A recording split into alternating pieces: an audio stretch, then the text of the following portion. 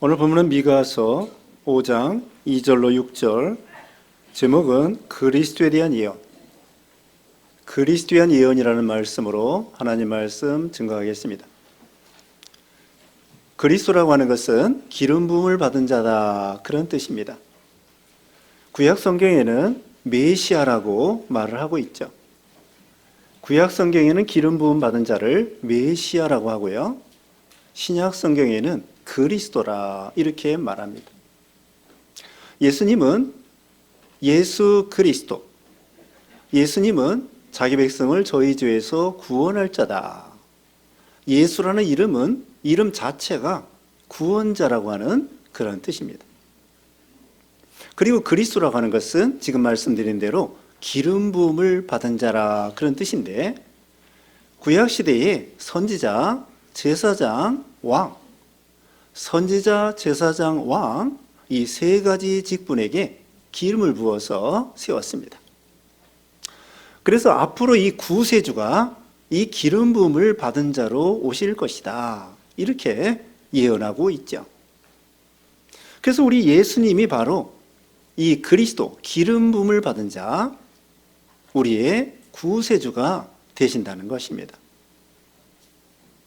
오늘 본문에는 우리 예수 그리스도의 탄생하는 장소, 그러니까 다시 말하면 메시아가 탄생하는 장소에 대해서 나오고요, 그리고 메시아 되시는 메시아의 성품에 대해서, 메시아는 어떤 분인가, 그것을 말씀해 주고 있고요, 그 다음에 끝으로 세 번째로는 그 메시아가 하시는 일이 무엇인가, 예수님의 사역에 대해서 말씀을 오늘 본문에 나와 있습니다.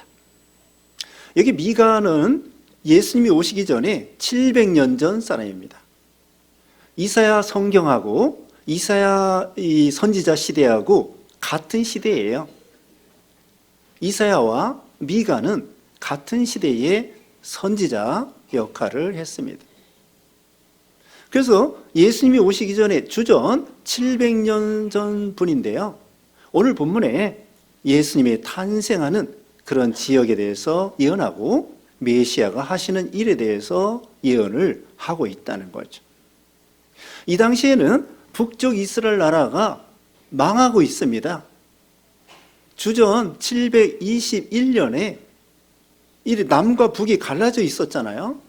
그래서 북쪽은 이스라엘이라고 하고 남쪽은 유다라고 하는데, 북쪽 나라가 그 당시에 제일 강대국이 오늘 본문에도 이름이 나와 있는데요, 아수르 제국이에요.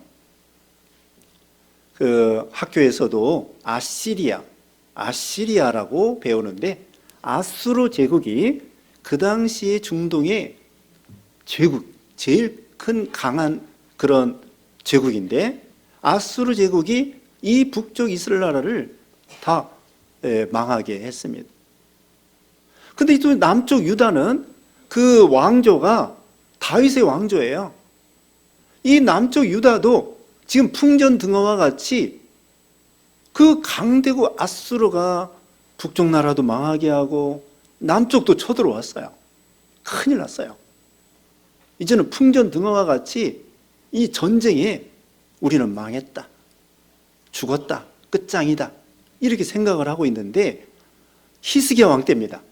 히스기야 왕 때 우리가 아는 것처럼 하나님 앞에 간절히 기도하니까 하나님께서 아수르 군대를 18만 5천 명을 하루아침에 하나님이 천사를 보내가지고 다 송장이 되게 만들었어요. 그러니까 이 아수르 왕이 벌벌 떨면서 고국에 가서 돌아가가지고는 결국은 하나님의 징벌로 아수르 왕이 자기 아들에 의해서 반역을 당해가지고는 죽고 말았습니다. 그리고 아들이 왕이 됐어요. 다행히 남쪽 유다 나라는 살은 거예요. 하나님이 보호해 주신 거예요. 그래서 이후에 100년이 더 갑니다. 남쪽 유다는 100년 후에 바벨론 나라에 의해서 또 안타깝게 망하게 되었어요. 그래서 여기 1절에 보면은요, 이 아수르 나라가 쳐들어와서 이스라엘을 괴롭힐 것이다. 그런데 오늘 본문 2절부터는 메시아가 나타나서 하나님의 도우심으로 인해서 그 강대국 아수르 나라도 이길 수 있도록 하나님이 해주신다. 이런 말씀입니다. 근데 이건 궁극적으로 하나님께서 메시아를 보내가지고 이 세상에 하나님을 대적하는 적그리스도, 하나님을 대적하는 그런 이 기독교를 핍박하는 그런 세력들에 대해서 메시아 되시는 예수님이 궁극적으로 오셔가지고는 다 심판하고 세상 나라를 망하게 하고 최후에는 승리하고 이걸 가리키는데, 결국은 우리 예수님께서 이 적기도 이 하나님을 대적하는 이런 나라뿐만 아니라 궁극적으로는 마귀의 세력, 마귀와 죄와 사망을 이기시는 그런 대단한 전능의 우리 예수님께서 역사할 것을 예언하고 있는 것입니다. 그러니까 세상에 그 당시에 강한 아수르도 유다 나라가 이긴 것처럼 하나님의 은혜로 궁극적으로는 메시아가 오셔가지고 이 가장 흉악한 죄와 사망을 하나님의 능력으로 다 물리치고 승리할 것을, 왕으로 오실 것을 예언하고 있는 거죠. 그래서 이 예언의 말씀대로 700년 후에 예수님이 베들레헴에서 탄생하게 되는 거예요. 하나님의 말씀은 진실합니다. 자, 미가 시대에 이사야 시대도 같다고 그랬죠? 이사야 성경에 뭐라고 했습니까? 우리가 새벽에도 말씀드렸는데요. 이사야 9장에 보면은 우리 예수님이 메시아가 아기로 오실 것을 말하는 거예요. 아기로 오신다는 거예요. 하나님이 첫째 아담 되는 이 아담은 어른, 성인, 1살인데 아담은 만들어지자마자 어른 아담으로, 남자로, 또 어른 하와 여자로 만드신 거예요. 근데 우리 예수님은 이사야 9장에 보면은 아기 예수님으로 오신다는 거예요. 그렇게 예언되어 있고요. 그러면서 거기에 또 평강의 왕이다, 기묘자다, 모사다, 전능하시는 하나님 아버지다, 그렇게 예언하고 있습니다. 그리고 지금 이사야 9장 말씀하고 있죠? 이사야 7장 14절에는 이사야 7장 14절이 뭡니까? 보라, 처녀가 잉태하여 아들을 낳을 것이요 그 이름을 임마누엘이라 하리라. 이사야 7장 14절, 이 동시대에 이 미가 선지자하고 동시대에 이사야 선지자가 그렇게 또 예언한 거예요. 그 말씀대로 그대로 이루어진 거예요. 자, 여기 이제는 베들레헴에 탄생한 거 이제 말씀대로 이루어졌다고 그랬죠? 이제 보겠습니다. 2절 말씀에 베들레헴 에브라다야, 너는 유다 족속 중에 작을지라도 이스라엘을 다스릴 자가 내게로 나올 것이라. 그의 근본은 상고의 영혼에 있느니라. 여기 베들레헴, 여기에 메시아가 탄생한 지역이라는 거예요.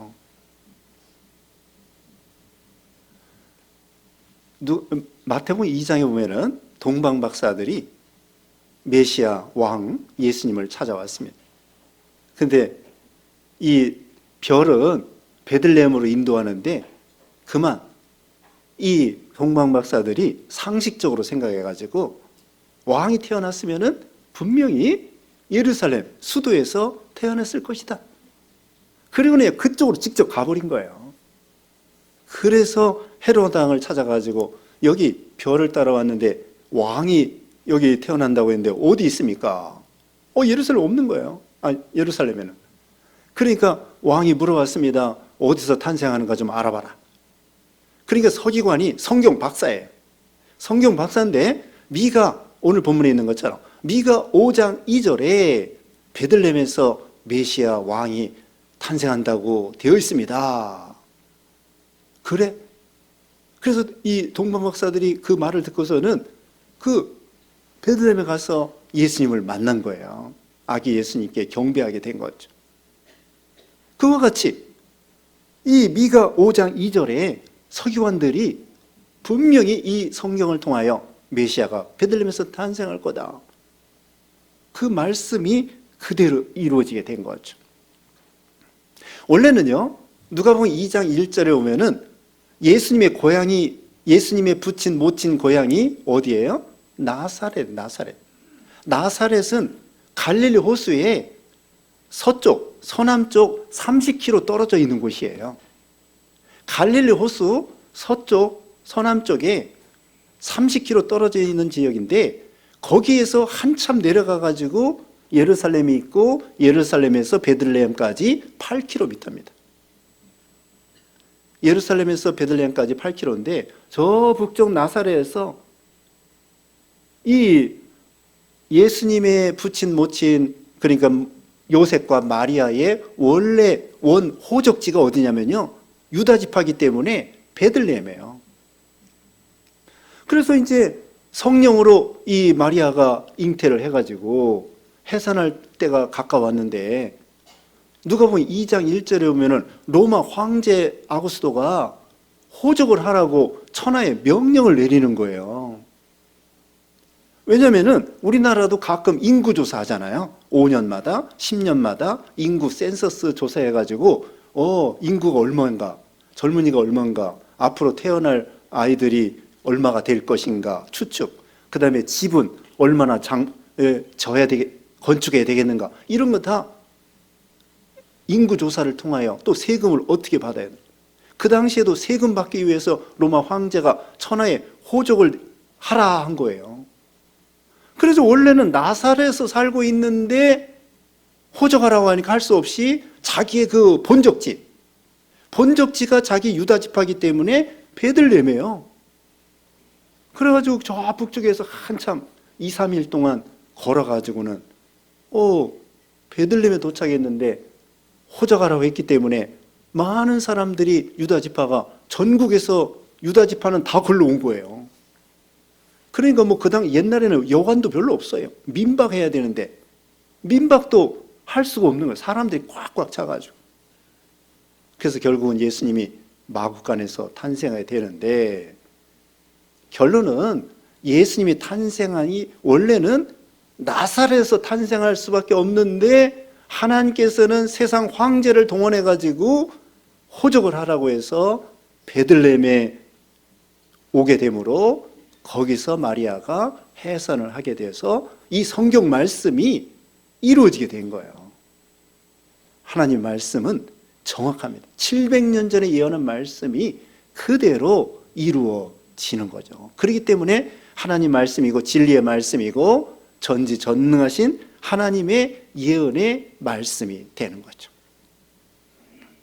여기 베들레헴은요, 이 베들레헴, 벳이라고 하는 것이 집이라는 뜻이고요, 레헴이라고 하는 것은 빵, 떡, 빵집, 빵집.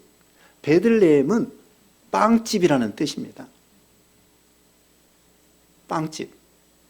그 당시에 여기서 아마 이 빵을 다른 데서 물론 음식 해먹기 위해서 빵을 만들었겠지만은, 여기 빵을 더 알아줬는지, 빵 생산이 잘 됐는지, 요즘에도 대전에는 성심당이라고 하는 그런 빵이 유명하다고 합니다. 성심당, 대전. 그와 같이 여기 이 베들레헴도 그 이름 지역이 빵집이라는 거예요. 근데 이것도 예언적인 말씀입니다. 무엇이냐면은 예수님이 요한복음 6장 35절에는 생명의 떡이 되신, 예수님 말씀했습니다. 나는 생명의 빵이다. 나는 생명의 떡이다. 요한복음 6장 35절에 그렇게 말씀했어요. 그러면서 예수님께서 빵 5개 물고기 2마리로 5,000명을 먹이면서 내가 생명의 빵이다, 이렇게 말씀을 해주시는 거죠. 예수님이 우리에게 생명을 주시는 그런 영의 양식이 되신다는 거예요.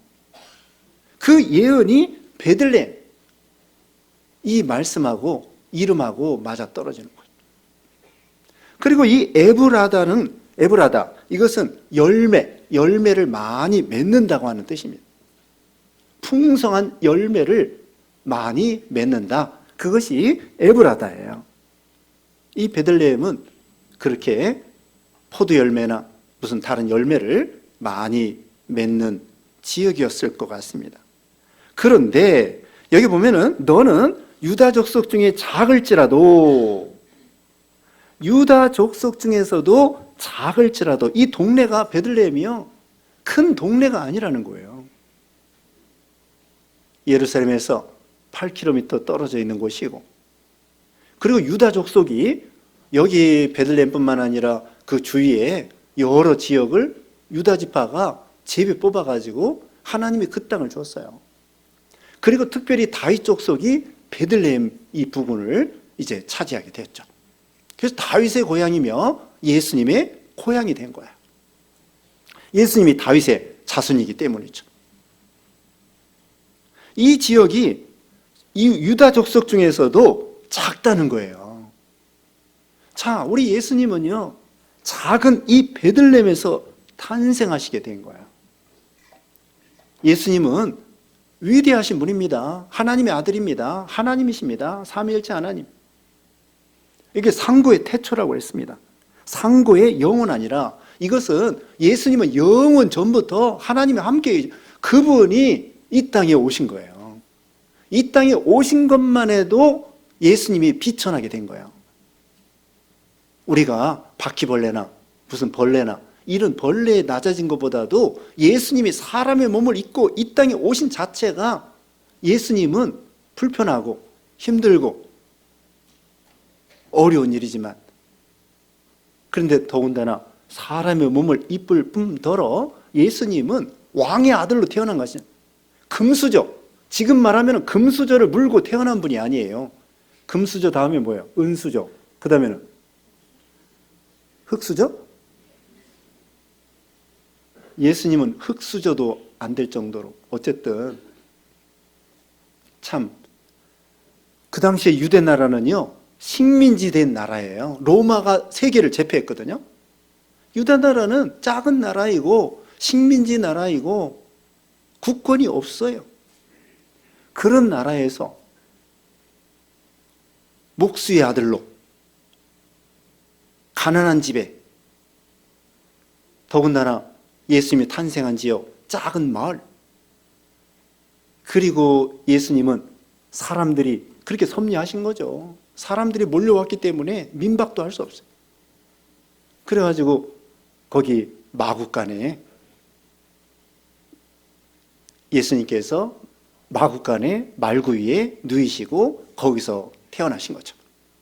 자, 이와 같이 가난한 나라, 가난한 집, 가난한 동네, 작은 동네, 그리고 마구간, 말구유, 이렇게 예수님은 태어날 때부터, 그게 바로 표적이라고 했습니다. 천사들이 말할 때 이것이 바로 너희가 만날 수 있는 메시아에 대한 표적이다.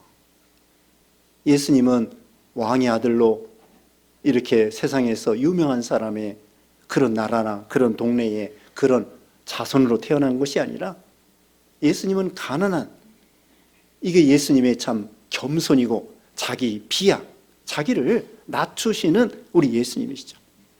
또 예수님이 복음을 전할 때에 예루살렘부터 복음을 전한 게 아니에요.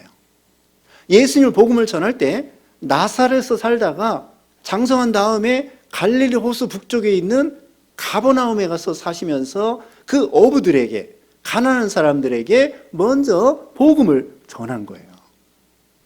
예수님이 그랬잖아요. 심령이 가난한 자가 복이 있다. 가난한 자에게 먼저 복음이 전파되고 포로된 자에게 자유를 주러 예수님이 오셨다고 했습니다. 그러니까 예수님은 어디에 계셔요? 낮은 곳에 계시는 거예요. 교만하고 완고하고 자기 저잘난 맛에 살고 이런 분은, 이런 사람들은 예수님을 믿을 수가 없어요. 겸손하고 어린아이와 같이 심령이 가난한 사람, 비천한 사람, 이런 사람들이 먼저 복음을 받는 거예요. 여기도 그런데 하나님은 그렇게 작은 동네, 그래서 이 작은 동네가 유명하게 된 거예요. 지금도 전 세계에 베들레헴 예수 믿는 사람뿐만 아니라 모르는 사람도 예루살렘, 베들레헴 모르는 사람이 없는 거예요. 그리고 이 뉴스에 보면은 성탄절 되면은 베들레헴에 예수님 탄생을 기념하는 교회가 있어요. 그 교회에 모여서 예배를 드리는 거예요. 그리고 성지순례 하는 분들이 그 때에 맞춰가지고 그 교회 가가지고 예배를 드리는 경우도 있습니다. 예수님 탄생하는 장소 베들레헴, 그걸 기념하는 교회예요. 근데 재밌는 건 뭐냐면요, 그 교회 들어갈 때 높이가 1.2m, 가로가 80cm예요.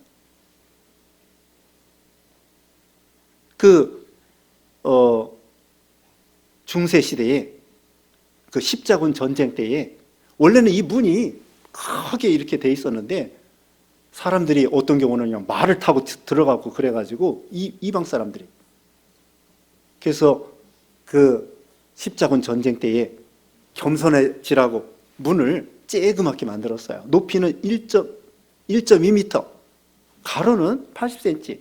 그래서 거기 들어갈 때에는 머리를 숙이고 들어가는 거예요. 물론 들어간 다음에는 뭐 예배당이 노렁창하지만은 겸손하게 하나님 앞에 이렇게 가까이 갈 수 있다, 이것을 말씀해 주는 것 같습니다. 갈릴리 호수에서 예수님 복음을 전하고 베드로, 야고보, 요한, 이 어부들, 가난한 사람들, 또 막달라 마리아와 같이 7 귀신 들린 사람들, 군대막이 들린 사람들, 또 세리와 창기, 가난한 사람들, 이런 사람들에게 복음을 전하고요. 근데 하나님은 그런 사람들을 통하여 큰 역사를 이루는 거예요. 잘난 사람을 하나님이 사용하지 않습니다. 왜? 저 잘난 맛에 교만하게 되거든. 자기가 잘해서 성공한 줄 알거든. 그렇기 때문에 하나님께서는 겸손한 자에게 은혜 주셔요. 고린도서 1장 26절 거기 보면은 형제들아, 하나님이 너에게 부르심을 봐라. 문벌 좋은 자가 많지 아니하고 능한 자가 많지 아니하고 지혜 있는 자가 많지 아니하노라. 하나님은 약한 자를 들어서 강한 자를 부끄럽게 하시고 미련한 자를 들어서 지혜 있는 자를 부끄럽게 하시고, 하나님은 그런 분들이에요. 그렇게 역사하시는 분이에요. 그래서 우리 예수님은 베들레헴에서 탄생하셨다. 우리가 예수님이 비천한 이 세상에 오셔서 하늘보좌를 내놓고 이 땅에 오신 거 우리가 생각하면서 왜 그랬을까요? 하나님이 사랑해서 그런 거예요. 우리 같은 죄인들을 구원하려고, 우리를 너무나 사랑해서 기쁨으로 이 땅에 오시고, 기쁨으로 십자가에 죽으시고, 기쁨으로 부활하시고, 기쁨으로 우리를 구원하신 거예요. 열매를 많이 맺는 지역이라고 그랬죠? 에브라다. 하늘의 밀이 땅에 떨어져 죽지 아니하면 하늘 그대로 있고 죽으면 많은 열매를 맺느니라 말씀한 것처럼 예수님 한 분이 죽으심으로 우리 수많은 사람들이 구원받게 된 거예요. 지금 지구상에 예수 믿는 사람이 얼마나 많을까요? 한 20억 이상 될 거예요. 70억 중에서 70억 인구 중에 믿는 사람이 20억 이상 될 겁니다. 얼마나 많습니까? 과거에 믿은 사람이 또 얼마나 많을 것이며 앞으로 믿을 사람이 얼마나 많을 것이며, 예수님 한 분이 이렇게 이 땅에 오시고 죽으시고 부활하시고 그럼으로써 이 메시아 되신 예수님을 믿는 신자들이 생명이 살아나가지고 얼마나 많은 사람들이 이 구원받게 되었. 예수님 십자가 죽으실 때에 기쁨으로, 이 땅에 내려오실 때에도 기쁨으로 이 땅에 내려오신 거예요. 그 다음에는 이스라엘의 다스릴 자가 내게로 나올 것이라. 그의 근본은 상고의 영혼에 있느니라. 자, 이제 첫 번째 말씀드린 것은요, 예수님의 탄생한 지역을 말씀드렸고요. 두 번째로는 예수님은 어떤 분인가? 첫 번째, 왕입니다. 이스라엘을 다스릴 만왕의 왕이라는 거예요. 기름 부음 받은 자가 세 가지 직분으로 온다고 그랬죠? 왕, 선지자, 제사장인데 예수님이 대표적으로 왕이라는 거예요. 고요한 밤, 거룩한 밤, 그 찬송가에 구주가 나셨다고 돼 있죠. 그런데 전에 찬송가는 뭐라고 돼 있어요? 왕이 나셨도다, 그렇게 돼 있어요. 어떤 게 좋을 것 같아요? 다 좋지만은, 아니 2절에는 왕이 태어났다고 하고 3절에는 구주가 태어났다고, 그러면 좋았을 뻔했는데 왕이 태어났다는 말은 다 없애버리고 구주가 태어났다는 말 2절, 3절, 4절 해놨어요. 다 좋아요. 다 좋은데 아무튼 지난번 찬송가에는 왕이 나셨도다, 대표예요, 대표. 예수님은 만왕의 왕, 만주의 주, 절대 주권자.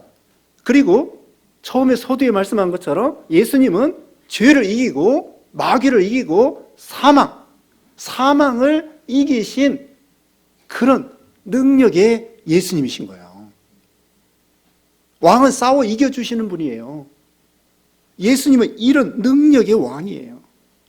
약한 왕이 아니에요. 시시한 왕이 아니에요. 그 다음에 그의 근본은 상고의 영혼에 있느니라. 상고는 옛날 옛적에, 예수님의 근본은요, 상고의 영혼이라는 것은 개역성, 지난번 성경에는 태초라고 되어 있습니다. 예수님은 영원 전부터, 또 옛날, 더 옛날, 아주 태초부터, 요한복음 1장 1절 수요예배 시간에 말씀드렸는데요, 태초에 말씀이 계시니라. 이 말씀이 하나님과 함께 계셨으니 이 말씀은 곧 하나님이시니라. 예수님이 성부 하나님과 영원 전부터 말씀으로 함께 계신 거예요. 삼위일체 하나님, 성부, 성자, 성령. 물어봅시다. 예수님은 언제부터 계셨어요? 영원 전부터. 예수님이 인성과 신성이 하나가 됐어요. 신성으로는 여기 있는 말씀대로 영원, 성부 하나님과 하나님은 스스로 계신 분이에요. 영원 전부터, 언제인지 몰라요. 하나님은 시간과 공간을 만드신 분인데 그 천지만물 창조하기 전에는 하나님만 계셨는데 그 하나님은 스스로 계신 분이고 영원 전, 말이 영원이지 우리는 이게 표현이 안 되는 거예요. 영원, 옛날. 삼위일체 하나님이 영원 전부터 같이 계셨던 거예요. 그러다가 예수님이 2000년 전에 인성, 사람의 몸을 입고 동정녀를 통하여 오신 거예요. 동정녀를 통하여 오셨기 때문에 예수님이 아담의 죄가 없어요. 유전죄가 없는 거예요. 예수님 말고는 모든 인생들이 아빠와 엄마를 통하여 이 세상 태어납니다. 그래서 아담의 그 후손이기 때문에 죄가, 유전죄가 있어요. 또 태어나서 죄를 져요. 근데 예수님은 성령으로 동정녀를 통하여 오셨기 때문에 유전죄가 없는 거예요. 물론 본죄도 없으신 거예요. 그러면 왜 그냥 하나님이 우리 인생들을 내가 너 구원할게, 그렇게 하면 될 건데 왜 하필이면은 예수님이 사람의 몸을 입고 하나님이 이 땅에 오셔야 되느냐? 그건 뭐냐면요, 사람이 죄를 졌기 때문에 사람이 대신 죽어야 돼요. 사람이 죄를 졌기 때문에 사람이 대신 죽어야 되기 때문에 예수님이 사람의 몸을 입고 오시지 않으면 안 됐던 거예요. 그런데 보통 방법으로 왔다가는 유전죄가 있기 때문에 우리 인생들을 구원할 수 없어요. 그러므로 하나님께서는 동정녀를 통하여 오심으로 인해서 예수님이 사람이 되셔야 돼요. 그래야 우리 인생들을, 사람이 죄를 졌기 때문에 사람이 대신 죄를 짊어지고 죽으셔야 되거든. 그런데 이 예수님이 여자의 후손으로 오신다는 것을 벌써 아담 때부터 창세기 3장 15절부터 예언해 둔 거예요. 하나님은 벌써 아담 때부터 내가 메시아를 여인의 후손으로 보내가지고 너희 죄인들을 후원해 주겠다, 이렇게 벌써 하나님이 예정하시고 계획하신 거예요. 그러니까 예수님이 동정녀 탄생한 것도 그냥 어쩌다 된 것이 아니라 벌써 창세 때부터, 그 이전에 창세 전부터 이렇게 하나님이 예정한 거죠. 다시 말하면 우리 예수님은 언제부터 계신 거예요? 영원 전부터 성부 하나님과 함께 계신 분이라는 거예요. 그 다음에 3절, 그러므로 여인이 해산하기까지 그들을 붙여두시겠고 그 후에는 그의 형제 가운데서 남은 자가 이스라엘 자손에게로 오리니, 예수님이 여기도 여인이 해산하기까지 예수님께서 동정녀를 통하여 이 땅에 오실 것을 예언하는 것입니다. 그 다음에 4절, 그가 여호와의 능력과 그의 하나님 여호와의 이름의 위엄을 의지하고 서서 목축하리니 그들이 거주할 것이라. 이제 그가 창대하여 땅끝까지 미치리라. 이제 4절부터는요 예수님이 하신 역사, 예수님이 메시아가 하시는 역사가 뭐냐면요, 목축하리라. 목축은 뭐냐면요, 양이나 소를 키우는 거예요. 예수님은 이 말씀대로 요한복음 10장 11절에 나는 선한 목자라, 선한 목자는 양들을 위하여 목숨을 버리거니와. 예수님은 선한 목자이시죠. 우리를 위해서 목숨 버려 피 흘려주신 거예요. 우리를 구원하기 위해서. 목자는 무엇입니까? 양들을 양육하는 거예요. 목축, 양육. 그 다음에는 푸른 초장 맑은 시냇물로 인도해서 양육하고요. 그 다음에 일이나 곰이나 이런 도적이나 오면은 그걸 막는 것이에요. 보호. 양들을 보호해 주시고 양육하고 인도하시는 거예요. 푸른 초장 맑은 시냇물로 인도하는 거예요. 예수님이 그런 분입니다. 우리에게 신령한 양식을 주시고 우리를 사탄 마귀에게서 보호해 주시고 죄악에서 죄짓지 않도록 우리를 보호해 주시고 생명을 사망해서 우리를 생명을 주셔서 사망해서 우리를 해치지 못하도록 보호해 주시고, 그 다음에 그 예수님이 하시는 역사가 땅끝까지 미친다는 거예요. 이 말씀대로 이루어졌습니다. 지금 거의 완전하지 못하지만 전 세계적으로 복음이 전파된 거예요. 안 믿는 나라에서도 성탄절이 뭔지 알아요. 근데 북한은 모른대요. 북한은 모른답니다. 참 답답할 일이죠. 신문에 보니까요, 베트남에서도요, 안 믿는 그 베트남 사람들이 돈 벌으려고 성탄절 추리도 만들어 놓고 반짝이도 달아 놓고, 베트남에도 공산주의 그런 곳인데 거기서도 성탄절 물론 돈 벌려고 하지만은 성탄절이 뭔지는 안다고요. 이와 같이 땅끝까지 예수님이 그랬습니다. 성령이 임하시면 권능을 받고 예루살렘과 온 유대와 사마리아와 땅끝까지 내 증인이 되리라. 그 예수님 말씀대로 된 거예요. 땅끝까지.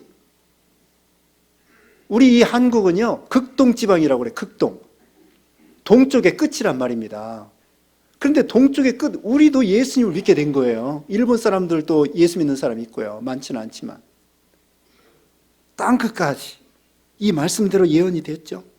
5절 말씀, 이 사람은 평강이 될 것이라. 아수르 사람이 우리 땅에 들어와서 우리 궁들을 밟을 때에는 우리가 7 목자와 8 군왕을 일으켜 그를 치리니 그들이 칼로 아수르 땅을 황폐하게 하며 니므롯 땅 어귀를 황폐하게 하리라. 아수르 사람이 우리 땅에 들어와서 우리 지경을 밟을 때에는 그가 우리를 그에게서 건져내리라. 그 다음에는요, 하나님이 메시아가 우리에게 평강을 주신다는 것입니다. 평강이 될 것이다. 아까 말했습니다. 이사야 9장에 보면은 평강의 왕이다. 예수님은 평강의 왕이에요. 예수님이 예루살렘 입성할 때 말 타고 입성한 것이 아니라 뭘 타고 입성했어요? 나귀 타고 입성하신 거예요. 그러면서 예수님은 평화의 왕이라는 것을 보여주는 거예요. 누가복음 2장 14절에도 천사가 말했습니다. 지극히 높은 곳에서는 하나님께 영광이요, 땅에서는 기뻐하심을 입은 사람들 중에 평화로다. 예수님을 믿음으로 평화가 임하는 거예요. 그 다음에는 7 목자와 8 군왕을 일으키리라. 하나님께서 유능한 믿음 있는 지도자들을 세워서 교회를 세워나갈 것을 가르쳐 주는 것입니다. 초대교회 때에 바울과 같은 사람, 베드로와 같은 사람, 또 브리스길라, 아굴라와 같은 사람, 디모데 같은 사람, 누가와 같은 사람, 이런 예수님의 12 제자들, 이런 이 지도자들을 많이 세워가지고 교회를 계속 세워나 오늘날까지. 루터와 칼빈과 같은 사람, 종교 개혁하고. 그래서 오늘날 이 복음을 오늘날 우리가 받고 하나님께서 이런 믿음 있는 능력 있는 지도자들을 세워가지고 많은 생명들을 구원하도록 하나님이 역사하신다는 거죠. 자, 오늘 첫 번째 말씀드린 것은요, 메시아의 탄생 장소를 말씀드렸습니다. 두 번째로는 예수님이 누구신가? 메시아가 누구신가? 영원전부터, 상고, 영원부터 계신 분이다. 동정녀를 통하여 오신 분이다. 왕이다. 그 다음에 예수님이 하신 일, 목축하시고 선한 목자가 되어주셔서 평강을 주시고, 그 다음에는 지도자를 세워서 많은 생명들을 구원하시는 분이다. 참, 우리 예수님이 우리의 참으로 예수 그리스도, 메시아가 되시는 것입니다. 예수님을 믿음으로 만왕의 왕 되시는 예수님을 통하여 사망을 이기고 죄를 이기고, 그럼으로 인해서 우리에게 생명과 온갖 축복을 예수님을 통하여 우리가 받게 되는 것입니다. 예수님을 통하여 이런 축복을 계속 누리시는 여러분 되시기를 주님의 이름으로 축원합니다. 기도하겠습니다. 거룩하신 하나님 감사합니다. 참으로 죄와 사망과 슬픔 가운데 있는 우리 인생들을 예수님이 사랑하여 주시어서 베들레헴에 탄생하시고 왕으로 오시고 또 영원 전부터 우리 삼위일체 하나님으로 계시다가 우리를 위해서 이 땅에 오셔서 참으로 선한 목자가 되어주시고 또 지도자들을 세워서 많은 생명을 구원하시고 우리에게 평강을 주시는 주님의 은혜를 감사합니다. 주님을 마음에 깊이 영접하고 묵상하고 주님께 감사하고 예배하고 영광 돌리는 우리 모두가 되게 하시옵기를 원하옵고 예수님의 이름으로 기도드리옵나이다. 아멘.